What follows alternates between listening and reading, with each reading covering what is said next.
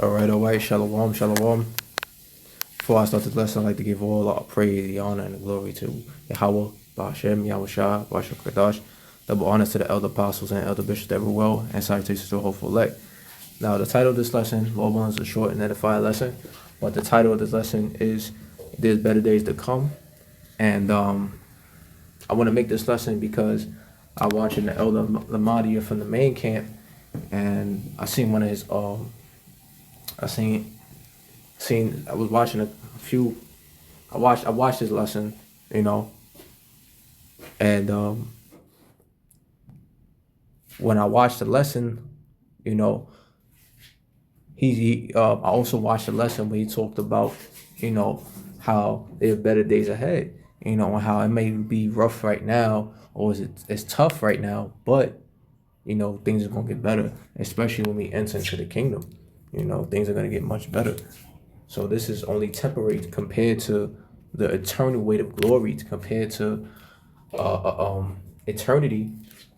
I would say eternity, where we're gonna, have joy and peace and forever. So let's get into the lesson. It's the book of Romans, chapter 8, verse 18. All right, Romans 8 and 18. Okay, let's bring it up. It says, "For I reckon that the suffering of this present time are not worthy to be compared with the glory that shall be revealed in us." So the pain and the discomforts, right? The troubles and challenges that we face on this side in our lives right now, it can't compare to eternity. It can't compare to where we in the kingdom of heaven and we receiving more than what we imagine. It can't compare to the everlasting joy and peace and happiness we're going to receive on the other side. You know what I'm saying? It doesn't compare. So this life right now, and this truth, it comes with challenges. It comes with sacrifices. It comes with difficulties. But don't lose hope and don't lose patience, because what you're going to receive in the kingdom of heaven, which will be on the earth, by the way, is greater than the sacrifices and even the challenges that you face on this side. You know what I'm saying? Because nothing could compare to that everlasting glory that we're going to receive, And it starts with the elect getting beat up on the chariots, man. All right? But it doesn't compare. It says, which shall be revealed in us, right? Because when Yahweh Shah returns, the elect is going to get beamed up, and then they're going to have that changed bodies. They're going to have those new bodies as they talked about in 1 Corinthians, the 15th chapter. And with the new bodies, that's the start of the glorification. Then the physical kingdom, right? Because right now it's spiritual, right? The king, as it's written, the kingdom of heaven is within you. So it's spiritual. It started with the knowledge and understanding, but then soon it's going to be physical, right? Which is that governing body, starting with the 144,000 and the 1/3, and then the rest of the nation of Israel, which make up the 2/3, right? So you got the 144,000 in their respective order, the 1/3, and then the 2/3, right, coming in last.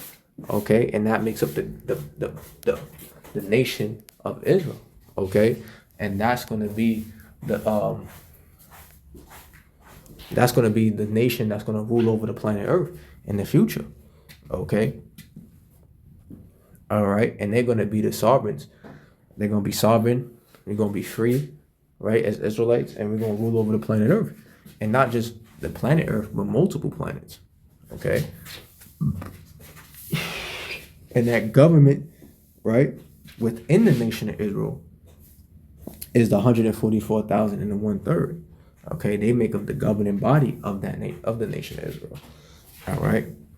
So the things that the Lord gonna bless us with for the sacrifices and for the challenges that we face, the pain, suffering, hardships. You know when you have a lawsuit and they have a term where you suing. You can sue for emotional distress. Well, the Lord's gonna give us payment for our emotional distress. He's gonna give us payment for the pain and suffering we went through on this side of Babylon. All right, and that we maintain our faith. you know, that we kept our faith through all of the things that we lost on this side, you know, because you lose a lot in this truth. You know what I'm saying? And there's a lot of sacrifices you have to make to stay in the truth, you know, and that ultimately what? We didn't lose patience. So don't lose patience, right? And just to make it clear, in the kingdom of heaven, that government, right, that governing body is going to consist of the 144,000 in their respective order and of the 1/3. All right, I got to make that clear. Which are the men, women, and children that believe, okay? The elect, all right? Now, let me see if I can get this.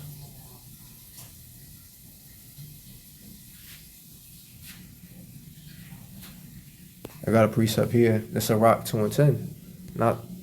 Sirach 2, I think 12. Let me get that real quick. 2 and 12. Yep, 2 and 12. It says, woe to Salakia.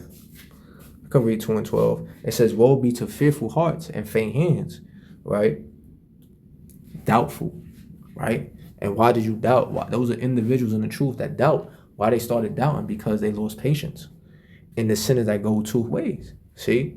You turning back, right? That go of two ways, as it says in Matthew 6 and 34.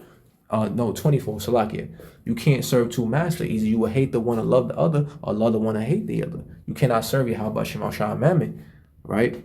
You trying to, and we seen that example recently amongst the we seen that example recently. If you want to know, I'm not going to speak about it because, you know what I'm saying, the elders already addressed it. But if you want to know, you know what I'm talking about. And we seen that individual, he was playing both sides of the fence. You can't play both sides of the fence. You can't try to serve the Lord but then try to make it in the world. It's not going to happen like that. Now, we can work. Scripture says use the word but not abuse it. We can work, but we can't prioritize anything above the truth. The issue comes when we don't balance what we do with the truth. You know, it's not wrong with having a job or business. All right, that don't make you wicked. It's just that you have to balance it with this truth. If you put in your business or your side hustle or what you got going on over the truth, that's when it becomes a problem.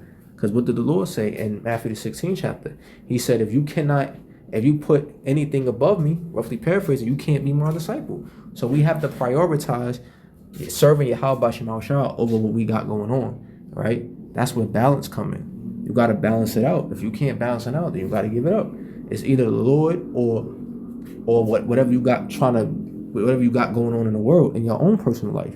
But you got to make a choice. You can't be on both sides of the fence, right? You either with Yahweh Shema Shah or you with the world trying to feed your own belly, right? Trying to get yours on this side. You know what I'm saying?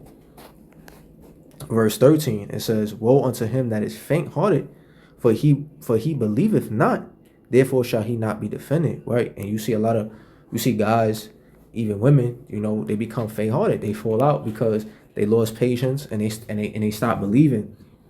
They stop believing and they just give up. Ultimately because they lost patience. You know what I'm saying? They want instant gratification. They want it now. They want it on this side, you know?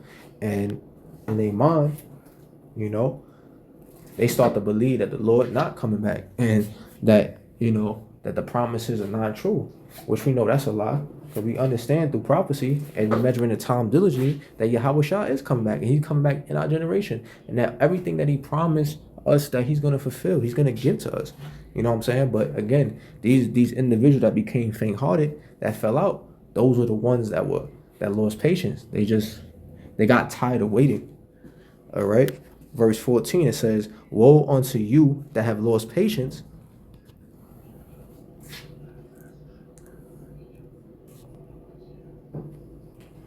That's why also, too, going back to verse 13, they not going to get defended. You know what I'm saying? Because for they believe it not, therefore shall he not be defended. So individuals that lost patience, that gave up, you know, that got tired of waiting, the Lord not going to defend them. So when they in Jacob's trouble, the hour of temptation, the Lord not going to defend them. they're gonna get jacked up in judgment. They're gonna get swept away in judgment. Swept away. There ain't gonna be no covering and protection for them. They're gonna feel the wrath of Yahweh Shema Shah. You know what I'm saying? Because they gave up, because they got tired of waiting. You know, they got weak. They got weak hearted. You know what I'm saying? Their faith got weak, and ultimately they gave up. So when Jacob trouble comes, our temptation comes, Lord not going to protect them. Right? It says, verse 14, or when the wrath of the Lord comes, Lord not going to defend them. They're going to feel the wrath of Yahweh Shema Shah. They're going to get swift judgment. You know? When it's time to judge, it will not slack on them. Trust me. And just like it says in Ecclesiastes 8, 11, and 12, they're going to be thinking that they're in a good case, but they're not. They're going to get judged. Trust me, they're not going to escape the judgment. Those that turn back and go into the world, Lord not pleased with them. We understand that from Hebrews 10 and 36. Lord not pleased with them. He going to destroy them. They finished. They done. So they not escaping judgment. Even if it's not right away, they're not escaping judgment. They're not. Verse 14, woe unto you that have lost patience, and what will ye do when the Lord Yahweh Shema Shah shall visit you? Right, what you going to do when he returns? Because those that lost patience, that got tired of waiting, that was saying in their mind, yo, the master not coming. When Yahweh Shah come back in that giant chariot, as we know from Revelation 1, 6, and 7, when he come back in the chariot, them ninjas that got tired of waiting and lost patience, they ain't gonna get on the chariot, and they're gonna be seeing the ICBMs dropping down, and they're gonna be trying to call on the name of the Lord. Remember Matthew 7 and 21, they kept saying Yahweh Shah, Yahweh Shah. It said many shall say in that day Yahweh Shah, Yahweh Shah. So that letting you know it's gonna be a lot of people that fell out the truth, a lot of people that lost patience, and that day when they see the missiles coming down, right?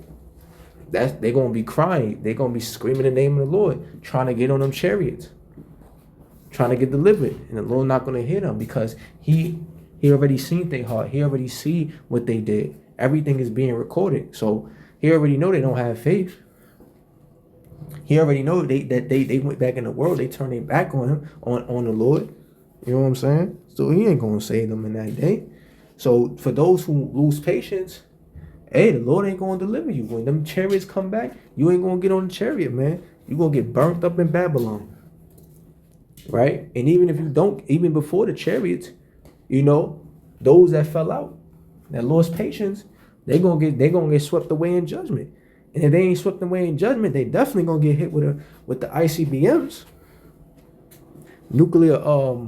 Them nuclear warheads, nuclear missiles, man. So, hey, we can't lose patience. You know, we have to be patient.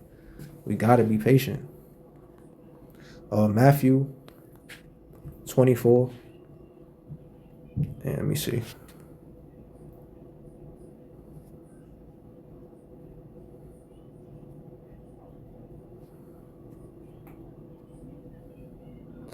I'll start at verse 48. It says, and if that evil servant shall say in his heart, my Lord delayeth his coming. Right? These are individuals, guys that lost patience, you know, that start to question, is the Lord coming back? Or make comments like, it's been 8 years already. I thought the Lord was coming back 4 years ago. Like, comments like that is a clear indication that individual is losing patience. You know what I'm saying? In other words, what is taking the Lord so long? When you have individuals making comments like that, they losing patience, right? And it's only a matter of time, you know, that they fall out if they not the elect, man. All right? Because losing patience is a terrible sign, bro. It's a terrible sign that you losing faith. That's a sign you losing faith when you start losing patience, you know. All right? Verse 49, and shall begin to smite his fellow servants and to eat and drink with drunkenness, right? So you basically, you talking, you disrespecting brothers, right? But you being belligerent, you disrespecting brothers, right? You offending brothers, you know, and you just living life with no kids in the world. You living carelessly, right? You not living carefully, all right? You not being circumspect. You know what I'm saying? You living life without a care in the world. You know, you don't care what you say. You know, just taking your frustrations and problems out on brothers. Those are those type of individuals, man, that want to delay the patience in the coming. You know what I'm saying? And then they try to, and then they, go back in the world and do their own thing. That's them. That's them. What, eating and drinking with the drunken, right? Because now they starting to.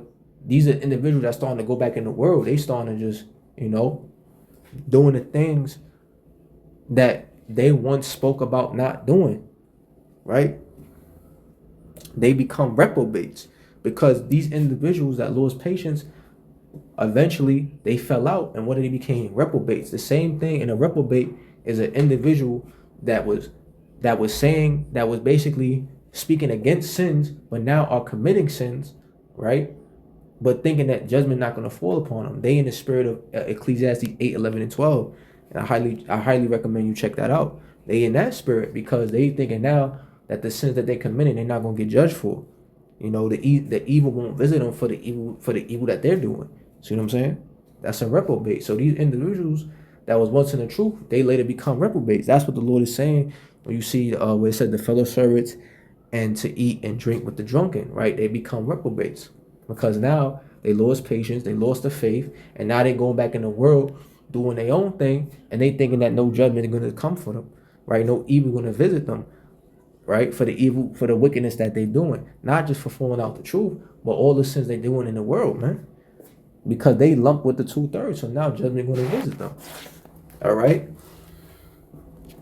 Verse 50, it says, the Lord of that servant shall come in a day when he looketh not for him, and in an hour that he is not aware of. So, like the Lord, like it says, scriptures say, he shall come like a thief in the night. Yahweh Shah is gonna come unaware. So when these dudes least suspected, when they in the world, right? When they in the world, serving their own belly, right? Smoking cigarettes, smoking weed, doing drugs, right? Partying, surfeiting, as the scriptures say, right? Going on these wild ass parties and shit, and just living life carelessly and trying to please the lust of their flesh, living life on as they would consider it their own terms, right? And just doing whatever they want to do, right? Guess what happened? Guess what's gonna happen? The Lord's gonna come as a thief in the night, because the scriptures say that he shall come in as a thief in the night. Let me clarify that. Yahweh Shah is coming as a thief in the night. So with these individuals that turn back, that look back and go back in the world, they're gonna be, how would you call it? They're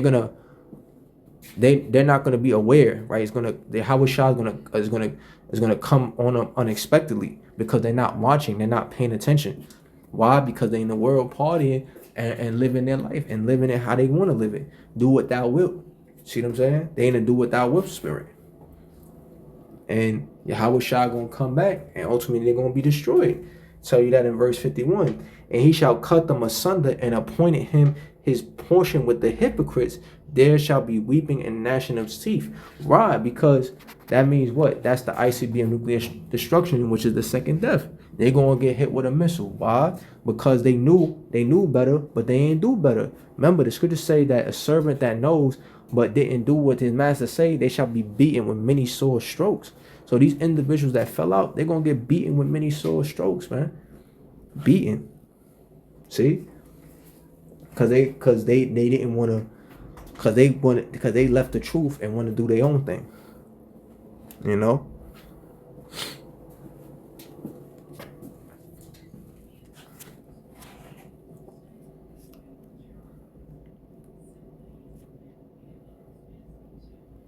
I ended off with this. Hebrews 6 and 10. It says here, for power, right? For Yahweh Shema Shah is not unrighteous to forget your work and labor of love. Okay, so don't lose patience. The Lord is recording every little work that you do in his name. Every little work that you doing, every work that you doing to forward the ministry, every work that you doing to magnify his name, he hasn't forgotten. It's all recorded. All right. And he knows that you love him. That's why it's called the work and labor of love, because he understands you doing it because you sincere. You doing it because you love him, right? If you truly love him, you know what I'm saying? The Lord ain't forget those works.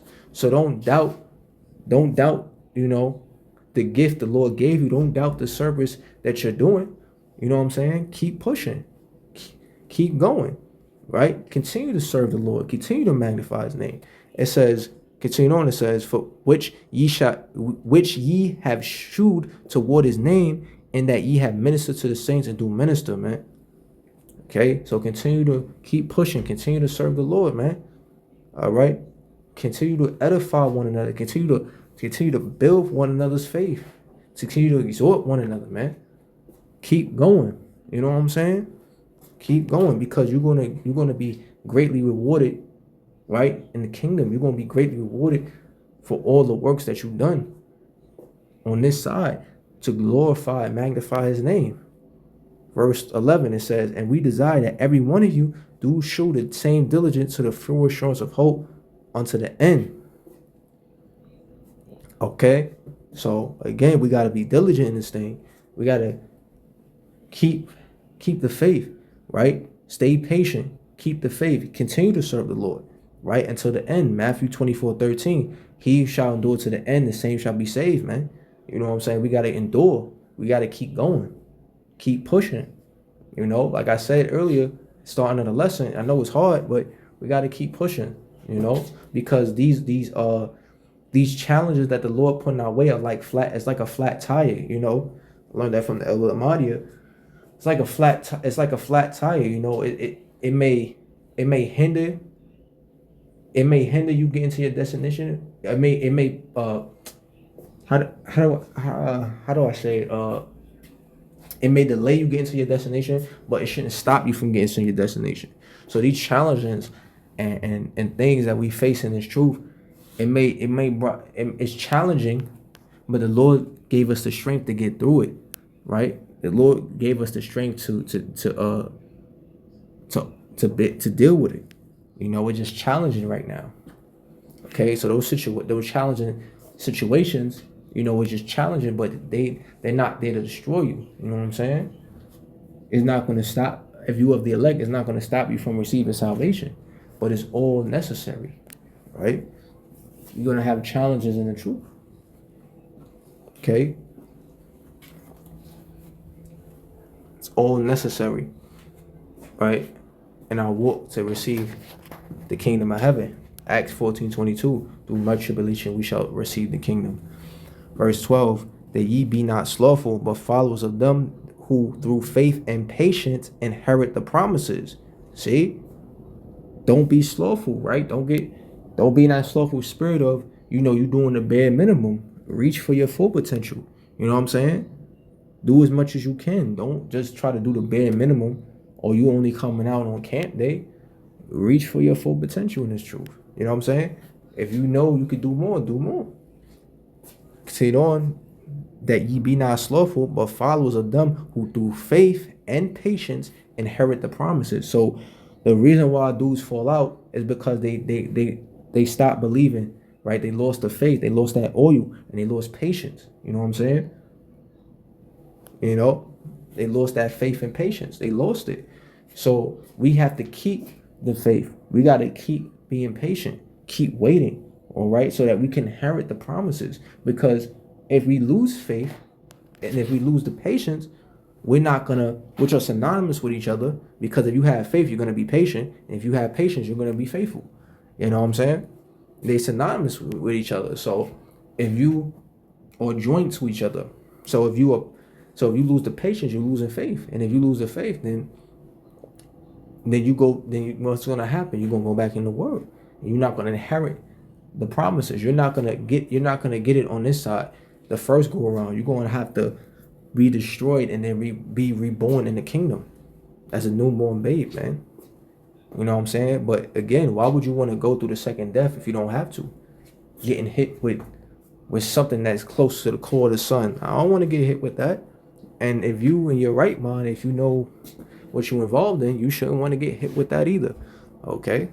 So again, if we're gonna inherit the promises, like it says in Second Ezra, the 7th chapter, if he in verse 9, if he don't go through the narrow way, how shall he enter to the broad? See, if we don't go through these, if we don't have faith and patience and go through the situation the Lord put us through, we can't inherit the kingdom of heaven. We can't inherit it, because all of the challenges and situations we're going through is preparing us to receive the kingdom of heaven. But if we don't go through those challenges and situations that the Lord put us through, then we're not going to be ready to receive it. Why? Because it's all prepping us to get ready for the bridegroom. You know what I'm saying? It's all which is Yahweh Shah. You know what I'm saying? It's like a bridegroom that's out of shape, and they gotta lose weight. They had them shows on TLC where you might have a bride who wanna fit into a certain bride dress, but she had to lose a couple pounds in order to do that. And the whole episode is her journey losing that weight so that she can fit in that dress and be ready for her wedding day. It's the same with us, man. The Lord, in order for us to fit, in order for us to be received by Yahweh Shah, to be ready when he comes, we gotta lose those pounds, man. Those are the impurities, things that's not right in us, man. The things that will hold us back from salvation that the Lord knows. So the Lord puts you in these challenging situations to do what? To purify you, like fire, being put through gold, to purify you, to basically to strengthen your faith, man, and destroy that ego and to strengthen your faith. To mortify the flesh. Mortify means to kill, right? To mortify the flesh and strengthen and boost your faith. That's what it's for. Lord don't put us through challenging situations to destroy us. He put us through these challenging situations so that we become more patient and faithful, right? Become more patient and faithful and spiritually mature. Okay, so it's all for our good at the end, man. And I'm on my last verse, very last verse. I know I said I was going to close out, but it's very last verse. James 5:7. It says, "Be patient, therefore, brethren, unto the coming of the Lord. Behold, the husbandman waited for the precious fruit of the earth, and have long patience for it, until he receive the early and latter rain." See what the scripture said? Long patience. Because you need a lot of patience in this truth. You need a lot. So pray for more patience. Right? Because we understand Yahweh Shah is right around the corner. We understand he's coming back very soon. No man knows the day or the hour, but Yahweh Shah is coming back very soon. But just like a husbandman, right, planting fruit, he gotta wait till like the saying goes, Rome is not built in a day. So the same day that you plant a seed is not the same day that the fruit that it bears fruit. See what I'm saying?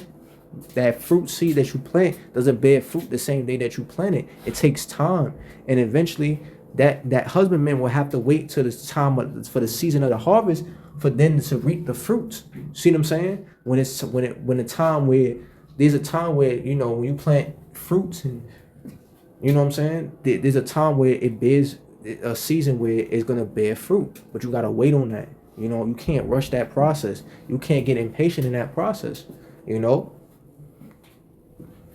Because that it's going to bear fruit, but you understand that it's a season, it's a time it's going to bear fruit, but you got to wait. You don't know what I'm saying?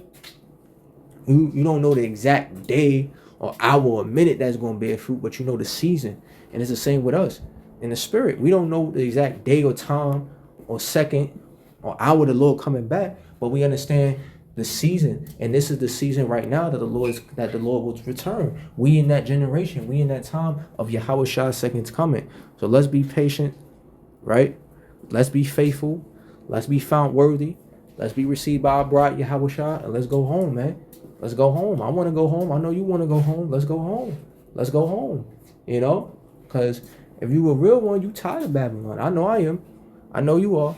So let's go home, man. And Lord willing, this was an edifying lesson. We give you honor, praises, glory to our power, Yahweh, Ba'ashem Awashah, Ba'ashem Kadash, double honor to the elder apostles and elder bishop, great Misson, Shalom to the hopeful elect.